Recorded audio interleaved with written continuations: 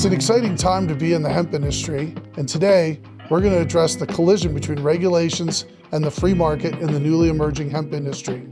And now we're joined by Senator Ron Wyden of Oregon. Thanks for joining us, Senator Wyden. Thank you for having me. Absolutely. You first introduced hemp legislation in 2012 and led the effort to include hemp legalization in the 2018 Farm Bill. That historic legislation opened up a new and potentially lucrative market for American farmers and businesses. But the hemp market has begun to stumble due to COVID-19 and the failure of FDA to provide regulatory guidance since its enactment. Recently, you had announced that you'll be introducing comprehensive marijuana reform legislation along with Leader Schumer and Senator Booker. Do you have any plans to include any provisions in the marijuana reform bill that would address the regulatory challenges facing hemp?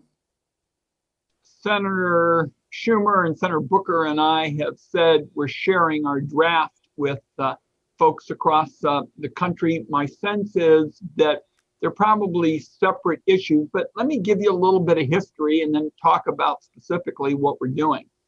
I was very proud to have introduced the first bill to legalize hemp, and it stemmed from something that happened in Southeast Portland near my home when my wife was pregnant with our child. And we were walking through a Costco and we saw a big package of hemp hearts, and it said, really good for your blood pressure, really helps in terms of your cholesterol, great source of fiber. It just went on and on. Big bag of hemp hearts. And I looked at the bag and it was clear that you couldn't grow hemp in Oregon, even though it was being sold at a store close to me. And I said, hey, how about a rule for government? And that is, if you can sell a product in your Costco close to your house, then farmers ought to be able to grow it in Oregon and in the United States. And we shouldn't just give a windfall to Canadian farmers and farmers from China and everywhere else. And Mitch McConnell heard about that story and he started talking to his farmers. And so we put together a coalition led by Oregon and Kentucky to legalize it. And that was, as you noted, the Farm Bill in 2018. Ever since then, it has been a relentless battle to make sure that the Department of Agriculture and the FDA are introducing the law as Congress intended. And clearly the Trump people were not exactly tripping over themselves to be helpful. The Trump people left hemp farmers in what I call a regulatory gray zone. And so we were constantly battling to give farmers some sense of predictability and some sense of what was coming so they could take steps, for example, test their product. I've also been working with the Food and Drug Administration to establish flexibility in allowing CBD products to be sold at stores. So we've certainly achieved some success, but apropos of your question, there is a lot of heavy lifting to do, and I'm open to looking at various ways in the Senate to get it done. First, I want to make sure that the USDA and the FDA are the only federal agencies that regulate hemp and CBD. And the reason I feel so strongly about that is that's what the law intends. That's what we intended. Second, I'd like to see a clear pathway for hemp CBD to be sold across state lines and at stores across the country. This is important for producer certainty, but also for consumer health and safety. Now, there are a couple of legislative proposals over the last 2 years that seek to accomplish this. And so now the question is, for me, what is the best way to go about achieving this goal? I'm of the view that hemp farmers and producers are really on the precipice of an extraordinary economic boomlet. And if there are the right regulatory policies those opportunities can pay great dividends. So we saw in 2018, when you pass a law, you're not done. Then you just got to get to work, roll up your sleeves, and make sure that you're getting the implementation right. And as far as I'm concerned, all options are on the table for looking at ways in the Congress, working with the Biden administration to carry out the spirit of this law. And it all began with the first bill I introduced, which was, as I say, the opening opportunity for legalization. And it all started at that grocery store in Southeast Portland when my wife was pregnant. Thanks. As you mentioned, the USDA is the primary agency regulating hemp. Last fall, the Drug Enforcement Administration issued an interim final rule purporting to bring their regulations in harmony with the 2018 Farm Bill provisions. However, many in the hemp industry felt that the proposed regulations went well beyond that, and that they were attempting to perhaps criminalize the processing steps if they temporarily increased THC levels above 0.3% THC limit. The DEA has also added some requirements to the USDA regulations, which have been onerous for farmers. I'm wondering if you think the DEA should be involved in that way, and if not, perhaps what can be done to ensure that USDA is the primary agency doing this. What the Drug Enforcement Agency is doing here is wrong. And that is based on a clear understanding of what we were doing writing the law. The Farm Bill made it clear that the only two agencies with any regulatory authority over hemp would be the Department of Agriculture and the Food and Drug Administration. So it's my view that the Drug Enforcement Agency is misinterpreting the law, effectively criminalizing the steps it takes to process hemp into CBD. And as the author of the first bill to legalize hemp, I can tell you what my intent here has always been is to give the Food and Drug Administration, the Department of Agriculture, the authority to regulate hemp. And again, we will look at all potential vehicles, whether it's with the Biden administration acting of its own volition or legislation to make sure that the spirit of what we sought to do is carried out. So this has always been, about the farmers, the opportunity for farmers. And, in 2019, more than 10% of the hemp crops nationwide were ruled to be over the limit of THC, and there were thousands of acres of hemp that had to be destroyed. Most of these so-called hot crops were under 1% THC. I'm wondering if you feel that definition of hemp needs to be changed or adjusted so that, and whether that might be accomplished through legislation in the coming year. I will tell you, I think it's time to end the failed cannabis prohibition. And again, that's for me a simple proposition. That would take care of a whole host of problems, both for the hemp industry and beyond. I would also like, as I said earlier, to use this as an opportunity to allow CBD to be sold interstate. The war on drugs in a number of particulars has been a war on our people. And it's time to turn the page, in American history. So, as I indicated, Senators Booker and the majority leader and I are working on a legislative proposal for comprehensive cannabis reform to ensure restorative justice, protect public health, and implement responsible taxes and regulations. And my colleagues, led by the majority leader, Senator Booker, and I, really want to invite comment and individuals who've been leaders in this field to weigh in. That's what we did last week when we announced that we'd be reaching out and working on ideas to share with people. So this is a good time for input. Historically, hemp genetics from the era where hemp was grown back in the 30s and 40s, for example, those genetics weren't maintained by the USDA, and so they've been lost. And the U.S. has now fallen a bit behind other countries on breeding of new hemp genetics. I'm wondering if you have any plans to support any funding for genetics research or any of the other priorities, such as improving animal feed or encouraging more processing technology to get farmers a place to take their crop to the market.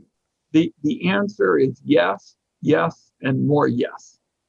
Hemp research and development, in my view, is critical to the future of the industry. Senator Merkley and I have been using the appropriations process to increase funding at USDA for hemp and hemp research. We've actually been able to increase funding by nearly $2 million for hemp research, and more can be done. And the two of us, Senator Merkley and I, are especially proud of the fact that our own Oregon State University is on the cutting edge of the research. They're currently doing research on using hemp biomass, for example, for animal feed, as well as doing a lot of research on which varieties of hemp grow best. So using Oregon State as an example, I want to clear that you've got 100% of Oregon's United States senators behind you, Senator Merkley and myself, on this funding for hemp research effort. And we'll just look forward to talking with you. I think with that, I've got a vote coming up. And also we're starting the impeachment process for today. In other words, we actually began yesterday. Why don't we just put this in the context of, I so have enjoyed the chance to work with advocates for hemp. This is such a great fit for my state. And I'm proud that that little story that I told you about visiting Costco with my wife really started it, caused the bill to be bipartisan. That's what Mitch McConnell will tell you. He's heard about that, heard from his farmers. And let's, if we could, after saying thanks to South by Southwest, let's put today's program in the to be continued department. Thank you, Senator Wyden. And now we're going to continue the conversation with our guests, Adrian Zelski of High Grade Hemp Seed and Janelle Ralph of Rebotanicals. Welcome, Adrian, and welcome, Janelle. And thanks, Eric. It's great to be here. Yeah, it's fantastic to be here. Thank you. So the industry has really been taking off, and yet at the same time, we're facing some significant challenges.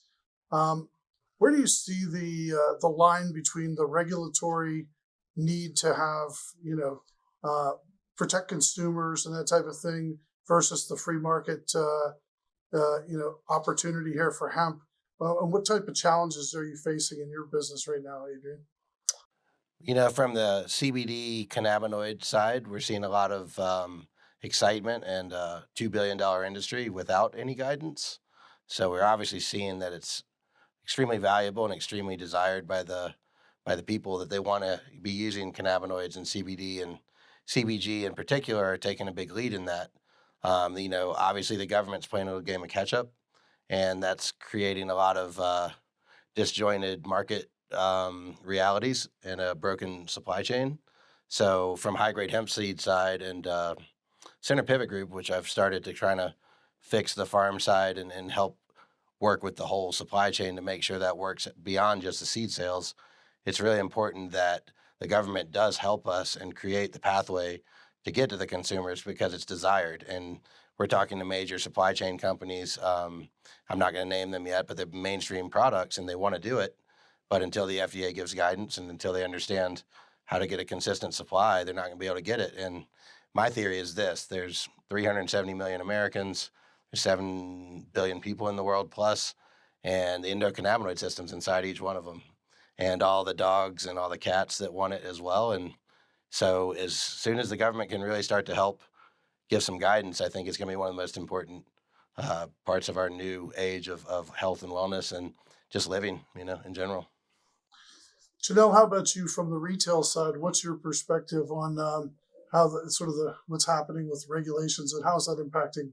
Well, we're in a very challenging area right now.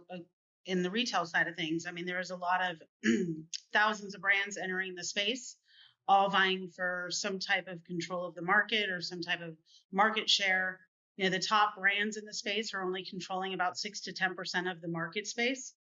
And what's happening is, you know, we have a lot of supply entering the market, but the demand side of things, which should be there, is um, as was stated earlier, it has not caught up to the to this to the demand and the supply that's out there. I'm sorry.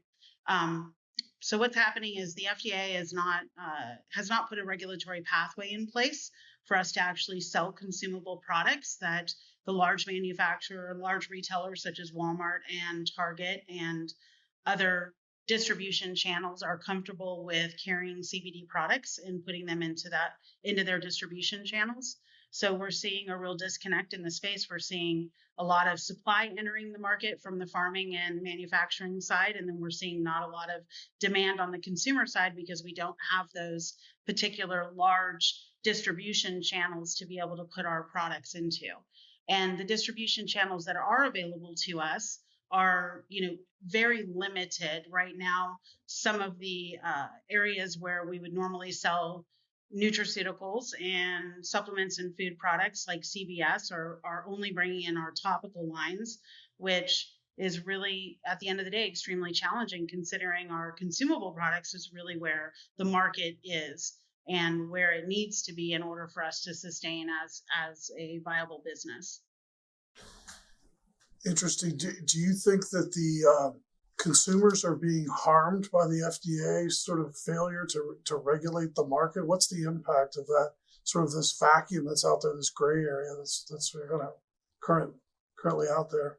I think right now, you know, COVID has done us a little bit of disservice because it's been really challenging in our space right now in the supplement space, where CBD has been, up until a year and a half ago, thriving and people were vying for it. Now that consumer base is looking for immune boost supplements.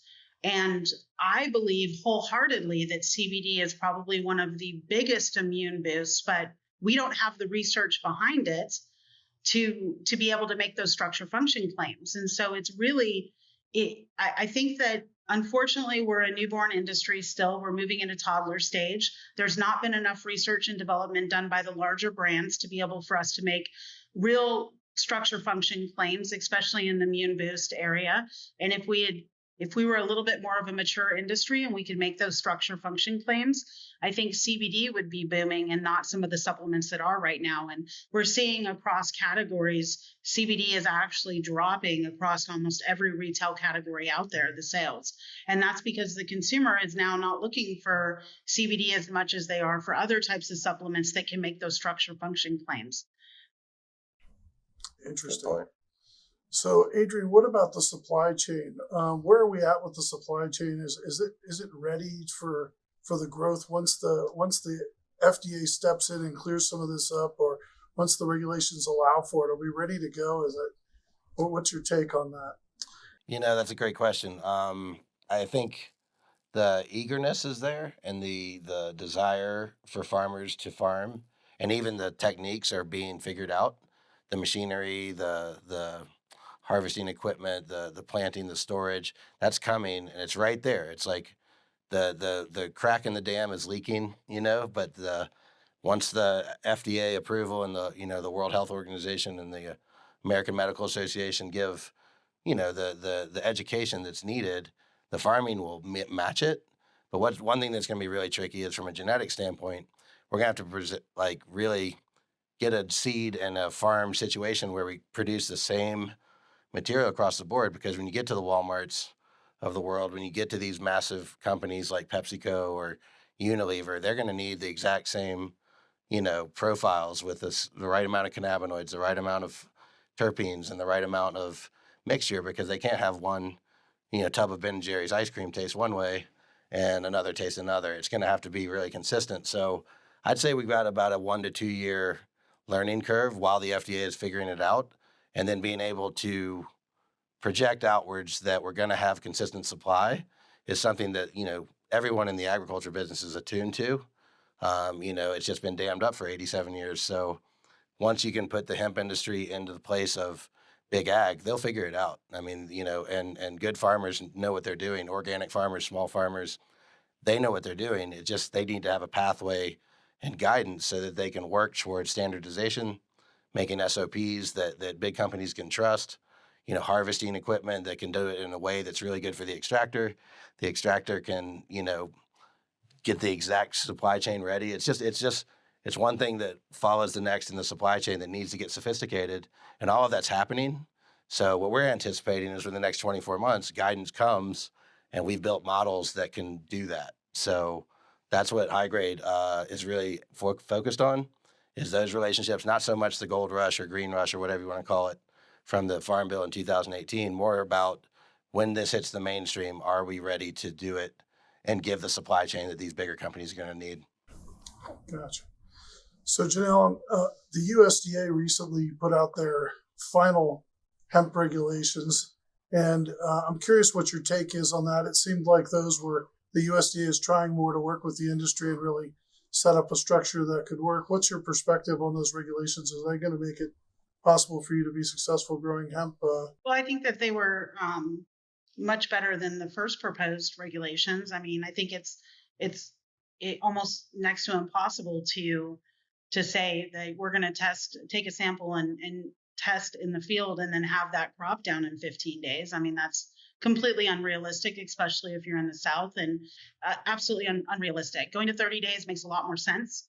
I think that at this point in time, I think we can all agree that a 0.3% is a stringent number that we need to be able to give farmers more room to be able to grow. I mean, these are farmers. They're not intentionally trying to do something illegal, but just because of a 0.1, they could lose their whole crop and their livelihood. And people have to understand that this new crop is very expensive to grow, requires a lot of manpower, requires a lot of time, effort, and energy. And to have something be taken away and burned because you weren't intentionally trying to do something wrong. It was just a growing season. The environment changed from your previous grow season. I mean, there's got to be some credence there. And I mean, that's why I think I'm a huge proponent of 1%. I always have been. I think that we absolutely need to be making this argument and this distinction and make sure that those farmers have those protections in place. We all know that high CBD strains are not going to go over 1%. We know the psychotropic effect, it doesn't happen until then. Let's talk about science and let's get it right this time. Let's not just pick arbitrary numbers. And I think it's very important for the hemp community to gather behind that, especially on the farming side, especially as we start going into mainstream. When we talk about the Kellogg's and the Coca-Colas of the world, these farmers that are farming for them, I mean, this is a high risk. If it's 0.3%, if one of their farmers goes to 0.5 and they have to have their crop destroyed, then what happens to that supply chain for Kellogg's and Coke? We have to put protections in place for our farmers. And that's what that 1% does. I'm so glad you mentioned that. That's something that Vote Hemp has been working on. We have actually a petition on our website, and I would encourage anyone who's interested in taking action and getting involved a little bit, that they could go to votehemp.com and sign the petition. We are trying to really urge Congress to make that change, and I think it's critical that we do protect farmers. No farmer should lose their crop or lose money because, like you said, that if they go slightly over the limit, it's not actually impacting anything that's happening in the supply chain. You're the CEO of a vertical hemp company with multiple brands. You're also a woman in the industry. I'd love to hear a little bit more about your background, how you got into this, and what your perspective is. Yeah, so I got into this in 2014 because my youngest daughter was born with a rare genetic condition called lysencephaly, and modern medicine just was not able to treat her seizures. And by the time she was 4, we were looking at hospice for her, and that was early 2014. And basically the doctors had told us that there wasn't much more that they could do for her. And so I started doing research and looking for alternative treatments. And at the time, everything was leading me to a constituent at what was supposed to be in the marijuana plants.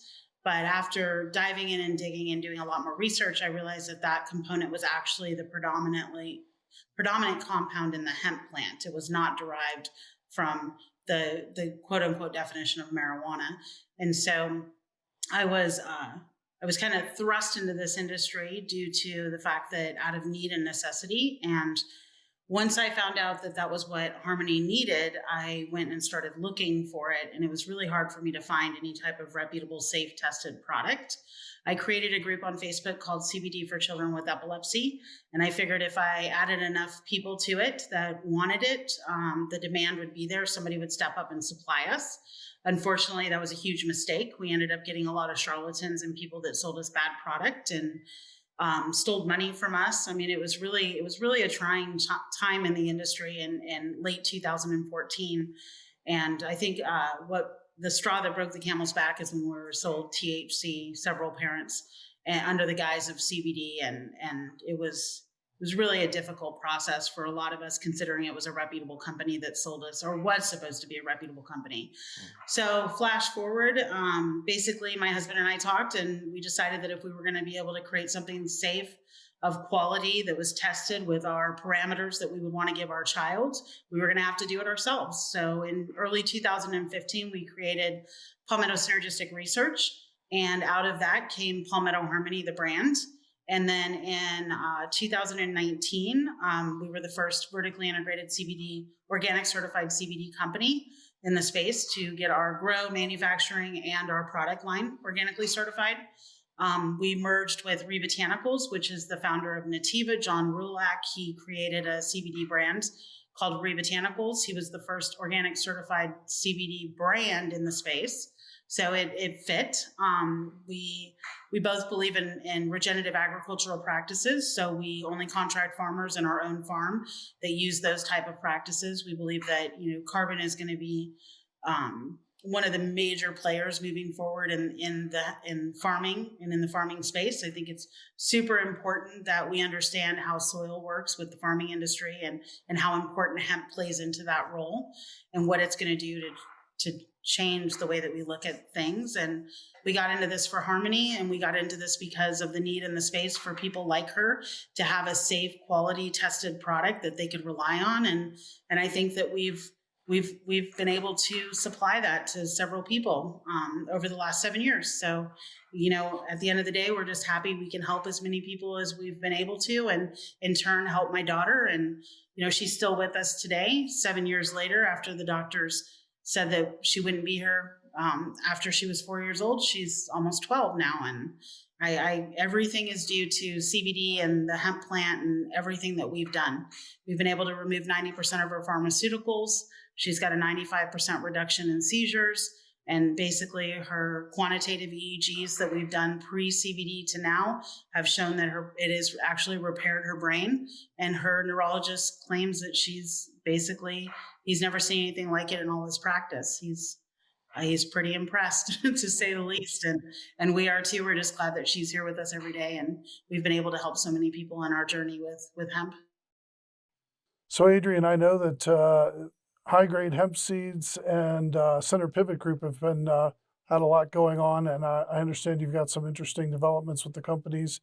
And I'm also curious to hear a little bit more about your history. How did you get into the hemp industry, and maybe can you give us an update on what you've been up to and where you're headed? Yeah, and my story is long, so I'll keep it a long story short. Cannabis was really an amazing awakening for me, and that was way before medicinal marijuana. It was right before California passed, but way before where it is today. And I kind of followed that path my entire life as far as a cannabis believer and a proponent for the plant. And I joined the International Hemp Exchange. I became vice president and chief business development officer. And we started, selling to people like Elixinol and Charlotte's Web and CBDRX at the time, which is now Functional Remedies. And just kind of got to know the Colorado hemp scene, which is really, an impressive group of people, and jumped in, head in, and just haven't turned back. And in 2018, sold about 4 million seeds, brokering for high-grade hemp seed, and got to know the founder, Bodie Urban, really well by selling some of his biomass, and his partner, Danny Billings, or Danny Fontaine. She goes by both of them. The group of people I was just around really, inspired me to go for it. And so I became chief business development officer for high-grade hemp seed. and became a principal too, also invested into it with some people. And in 2018, the Farm Bill passed, and then 2019, High Grade sold 76 million seeds. We were the inventors of cherry wine and berry blossom, which a lot of geneticists kind of took and did their own thing or claimed their own strains, but we had the original strains, and we held on to that and really developed good relationships with farmers all over the country, every region, every, type of farming, and High Grade became a juggernaut in the industry, and I was very fortunate to be a part of that. And then in 2020, with the industry really hitting a glut and hitting a overproduction, I was going back out to meet farmers, and they were all like, I'm still sitting on 1 million pounds of biomass. I still have lost money, essentially from farming. And so in that time, I formed a company, an adjunct company to High Grade, which is still monogamous to High Grade, but it's a farming company that basically goes and works with farmers to find a sale, to find a market for it, and to really work with sophisticated strategies like, Control Union is a company we're going to work with that's going to do standard operating procedures. We're doing track and trace systems with a company called MTech Systems. We're putting together the whole supply chain in a way that bigger companies can start to look at it constructively. So now High Grade, in that evolution, became a part of Center Pivot Group's vision to have a sophisticated supply chain. And now we're being acquired by a company called Santa Fe Farms. Both entities are going under that umbrella, and we're going to evolve into a company that works on CBD and cannabinoids, but we're also going to work on industrial strains for fiber, for building products, for graphene, for everything that the hemp can do. So it's a great evolution to see how just jumping in and seeing where it goes, being a part of what's working today in the cannabinoid world, but also High Grade is looking towards the future, very much so. And we want to plant millions of acres of strains that you can replace paper and from being cut down on trees, and graphene from being these hard plastics and metals that have to be created. So we're going to see where it all goes, but it's a really exciting time. Santa Fe Farms is our new entity that is now owner of High Grade Hemp Seed and Center Pivot Group. So we're going to see where that goes. It started by an amazing person named Stephen Gluckstern, who comes from a Wall Street background and a Warren Buffett kind of world. And so it's a really incredible time to think about where it's going to evolve to. That's great. Really excellent story. And I'm really glad that you brought up the fiber and the grain.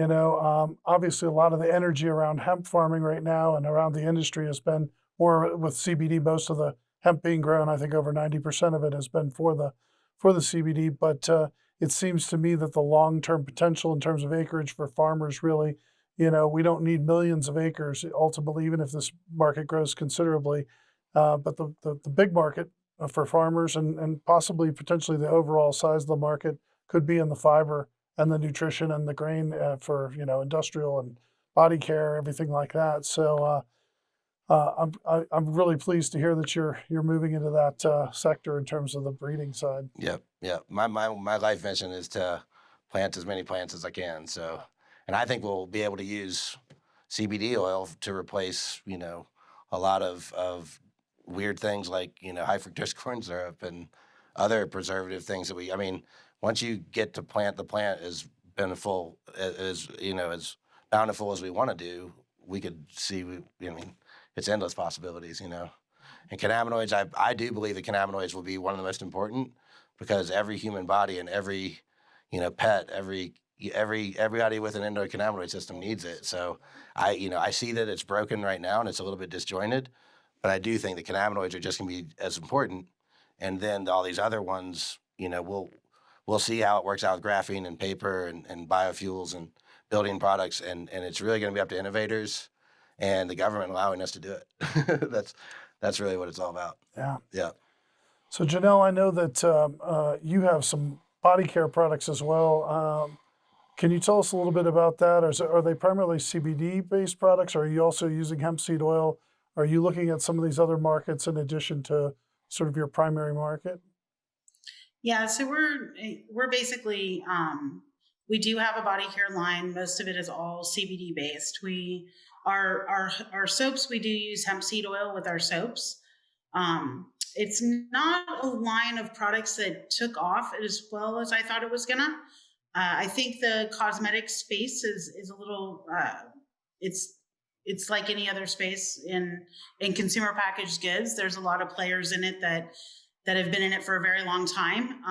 The topical and cosmetic space, though, is a little bit more open than our consumables right now with the FDA. So, but it's a challenging space to get into when it's, the whole entire market as a whole is not a large market per se, like the drink industry. So you're already playing in a very small market with a lot of different brands in the space that have been in there for a very long time that have good reputations. So it's a little challenging. Now, as far as we are predominantly a CBD company. There are some things that we're working towards now, doing some stuff in the supplement space with adding other types of herbs and vitamins and items like that to allow us to make structure function claims. Because like I stated previously, the CBD industry has kind of done itself a little disservice, not spending more time, effort, and energy into research and development and allowing us to create some structure function claims on CBD alone. So now you kind of have to look at how do we make those structure function claims that are needed, especially in this new era of COVID, for immune boost and sleep aids and anxiety and items like that. And right now we have to look at other avenues that are good herbs, good essential oils, really good vitamins to be able to add into CBD to help with those structure function claims. So that's kind of where we're moving to right now as a product company. But it is interesting. I'm looking forward to the day that the grain industry and the fiber industry catches up with the CBD industry in the United States. I think that that's really going to change the landscape for hemp all the way around. We're just not there yet. The infrastructure is a lot more expensive to do when you're looking at those two different types of entities versus the CBD side of things. It's relatively inexpensive for the infrastructure on the manufacturing side. So that's kind of we'll get there one day, just not yet. I'm excited to see what happens when it does come down, though. Yeah, I think the growth in those sectors is a little more not as stratospheric as the growth in the CBD products has been, but I do know that especially with the grain, for example, the FDA has now approved the shelled hemp seed, the seed oil, and the protein powder as generally recognized as safe or GRAS status, and I think that's going to really open up some markets. Certainly, in nutrition side, we're going to see some of these big CPG companies that are going to come in and really want to get put more products in the space with hemp. So.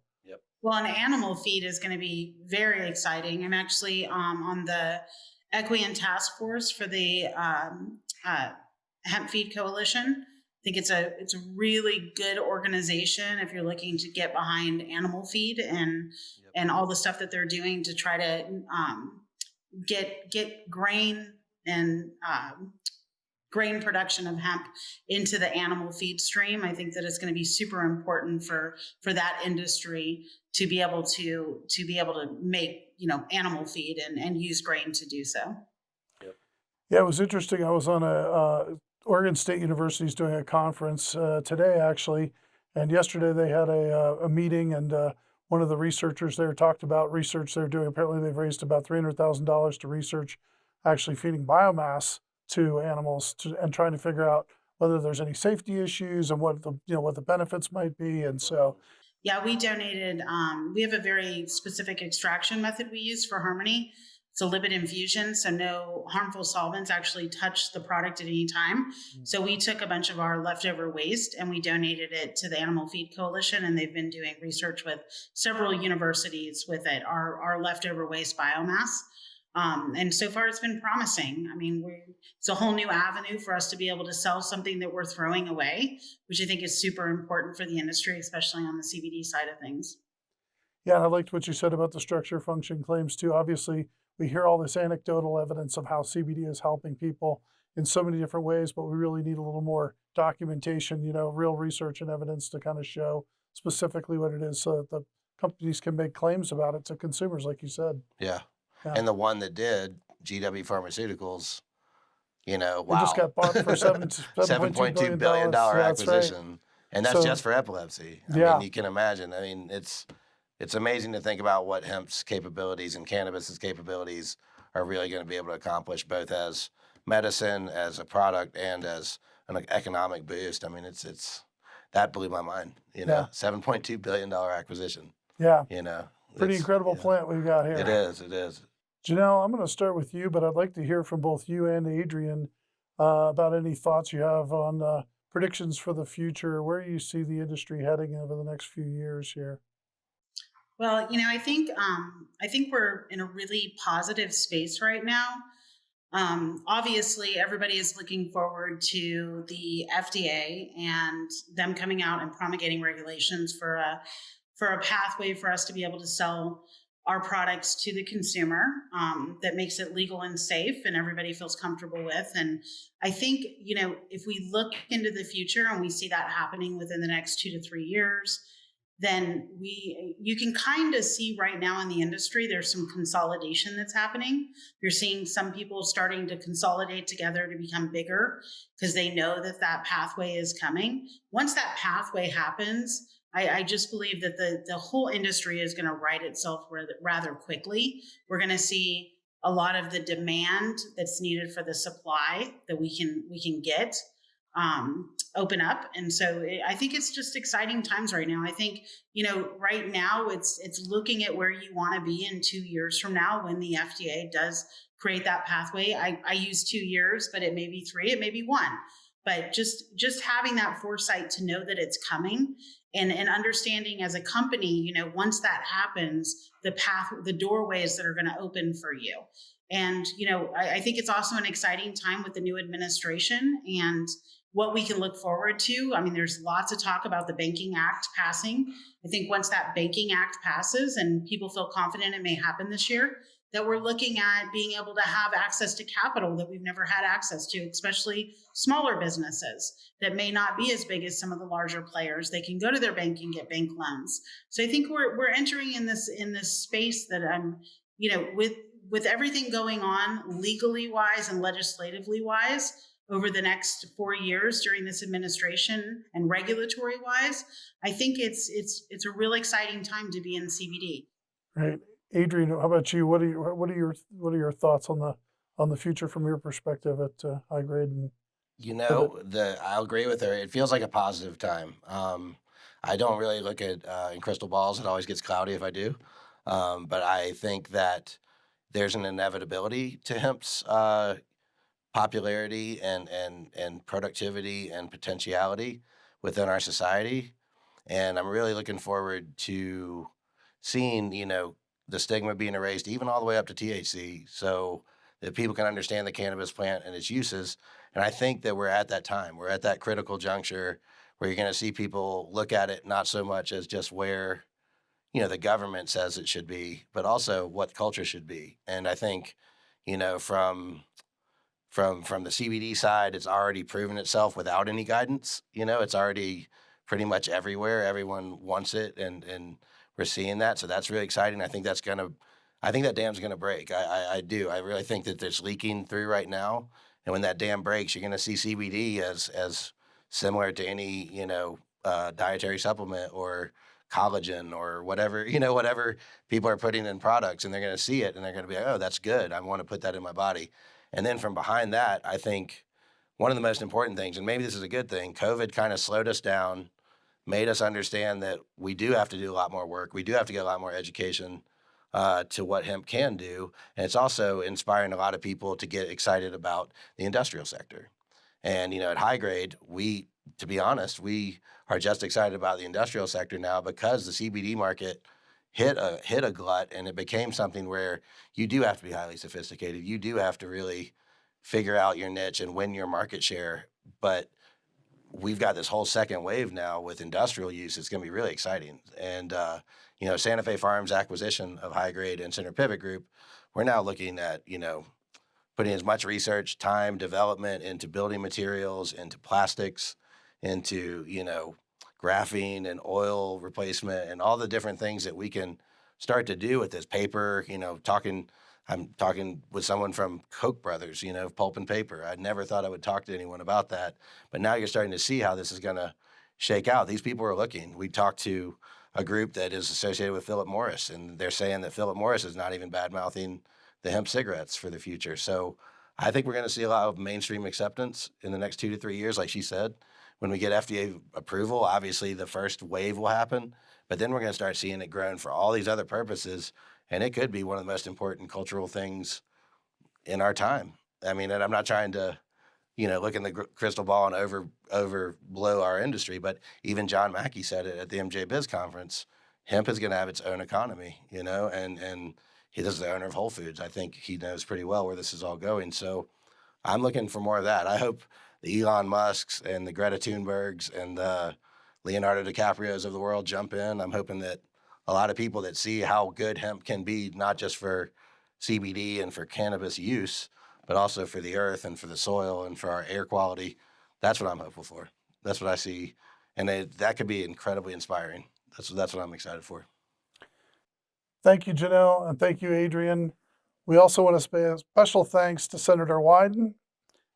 Thank you to South by Southwest and High Grade Hemp Seed. Hope you all enjoyed this today. It's been a very enlightening conversation. And I'd just like to remind you all that if you would like to find out more about hemp or support our 1% THC petition, please go to votehemp.com.